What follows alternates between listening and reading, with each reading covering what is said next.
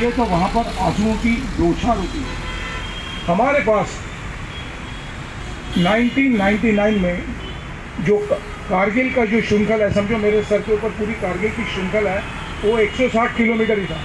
यहाँ पे प्रधानमंत्री ने सिग्नेचर किया जिसको लाहौर डिक्लेरेशन कहते हैं, लाहौर डिक्लेरेशन। उसमें कहा गया था शांततापूर्ण रहेंगे, एक दूसरे के चौकी पर अटैक नहीं करेंगे, मैत्रीपूर्ण रहेंगे, एक दूसरे देश के अंदरूनी हिस्सों में कार्रवाई नहीं करेंगे। ये सब हम लोग कहते हैं, लेकिन पाकिस्तान और चीन इसके बारे में करता नहीं। लेकिन उसी वक्त जब ये साइन हो रहा था, जनरल परवेज़ मुशर्रफ, उनके मुजाहिदीन और उनके जो आतंकवादी थे, धीरे धीरे करते वो तमाम एरिया में जो 160 किलोमीटर का area, starting from the Dras Batalik Mushkoh and culminating towards the eastern part of the Kargil, ये सब जो पोर्शन है लगभग 160 किलोमीटर का, और उसमें लगभग 81 चौकियाँ थी जिसको पोस्ट या मोर्चे कहते हैं। उसके ऊपर अपनी रसद, अपने आतंकवादी, अपने बंकर, अपने संगठ, ये धीरे धीरे धीरे करते उन्होंने अपना पोजीशन तबीयत से बना के रखा था, ताकि जब सर्दियाँ ख़त्म हो जाएगी और वो हमारा जो नेशनल हाईवे NH1 अल्फ़ा जो पूरा है, which goes from Srinagar to Leh और आगे चल के सियाचिन में जाता है, जिसको कट ऑफ करना चाहते हैं, उनका उद्देश्य होता। क्योंकि क्या उद्देश्य था? NH1 हाईवे को कट ऑफ करना और हमारी जो ट्रूप्स है आगे में उनके लिए तकलीफ़ें महसूस करना, धीरे धीरे करके सियाचिन के ऊपर और दोबारा आक्रमण करें। क्योंकि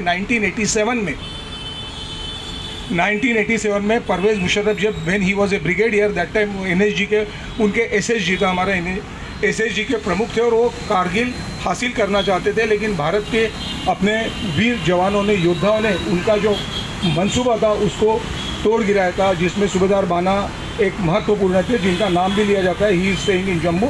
सूबेदार आज भी उनके नाम पे बाना टॉप है। भारत में सिर्फ 2 परमवीर चक्र जीवित है, एक सूबेदार बाना हू स्टेज इन दैट एंड दूसरे है संजय कुमार।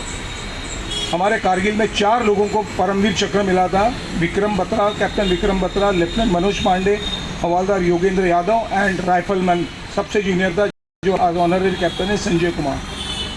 527 लोगों ने, मैं इसलिए बह रहा था क्योंकि 160 किलोमीटर के लिए और 80 चौकियों के लिए लगभग 527, यदि आप एवरेज निकालो, being I am also core of engineer officer mathematician, आप वर्कआउट करेंगे तो लगभग 6.5 जवानों का या JCOs का इक्विवेलेंट या अफसरों का मृत्यु हुआ है एक पोस्ट को इविक्ट करने के लिए, जो हमें टास्क दिया गया था। प्रधानमंत्री ने टास्क दिया था जनरल BP मलिक, ये भारत के सेनाध्यक्ष थे। जब उन्होंने बताया कि ऐसी कार्रवाई हुई है, ये डिक्लेरेशन होने का, तो उन्होंने बोला 2 काम है भारतीय लश्कर को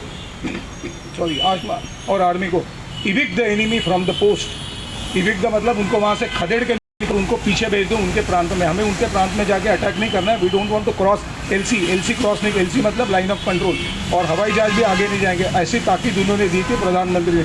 और जो हमारी ज़मीन है पुनश्च उसको ताबा में लेना, ये 2 टास्क दिए थे। और ये दो टास्क के लिए हमको लगभग 82 डेज एक छोटा संघर्ष करना पड़ा, जो रूपांतर बाद में वॉर में हो गया। तो लगभग 6.5 जवान JCO का मृत्यु गया एक चौकी वापस लेने में, क्योंकि पूरी पहाड़ियाँ थी। और इस चीज़ में हमें पुनश्च याद करना चाहिए, वहाँ पर 13 ग्रेनेडियर्स थे। याद रखो 13 ग्रेनेडियर्स ने, जो पहला Tololing was the deciding factor. हमने कभी नहीं भूलना, जो तोलोलिंग के बाद टाइगर हिल आ गया, बाद में तुर्तुक और जुबार, इस किस्म से हमें यदि याद रखेंगे तो इन जवानों में, इन स्कूल चिल्ड्रन में, सिविलियन में जाएगा, वो सब भूल गए हैं। They have forgotten everything. I also feel immensely touch and मुझे बहुत दुख होता है। मैं कई लोग बहुत इंटेंसिवली में इन्वॉल्व रहता हूँ। मेरा लगभग खाना खाने के अलावा जो टाइम जाता है, उसके बाद मैं सिर्फ फौज के लिए, इनको कई लोगों को मालूम है, I spend entire time, but after 9 to 10 years I found कि no, it is nothing, we cannot improve this civilians and other person, चाहे वो अपने आपके संबंधी हो या नेबर हो या कोई भी हो, कितना भी खाइए वो उससे। लेकिन मैं कोशिश करता हूँ कि उनको बताना चाहिए। उस अटैक में तोलोलिंग में आप सोचो, कमांडिंग ऑफिसर थे कुशाल ठाकुर, उनके साथ हमने JC कोर्स किया था। ये पैरेलल थे, इन्फेंट्री में प्रमोशन थोड़ा जल्दी हो जाता है। He was the CO of that battalion. और आप सोचिए, गौर कीजिए कि जिस बटालियन में CO लड़ाई के ले जा रहा है, ये जो वॉर था कारगिल का, ये मुख्य वॉर था इन्फेंट्री बटालियन का। और उन्होंने जो रॉ करेज दिखाया हुआ है, एक अदम्य साहस हुआ है, बेधड़क उन्होंने लड़ाई की है। और सारे तरुण लोग थे। We should never forget the youngsters, they do extremely good work. उन तरुण लोगों ने, जो यंग ऑफिसर्स थे, यंग JCOs वॉर इक्विवेलेंट थे, उन्होंने जो लड़ाई की है वो अप्रतिम है। इवन सेकंड वर्ल्ड वॉर में नो वन हैज फॉट, क्योंकि completely enemy was 110% against them.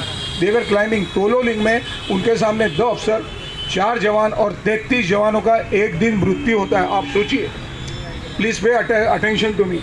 एक दिन में एक अटैक में 2 अफसर, 4 जेसीओ और 33 जवानों का मृत्यु होता है और उनके सब प्रेत, त्यांचे प्रेत समोर होते। इमॅजिन करो उस कमांडिंग ऑफिसर की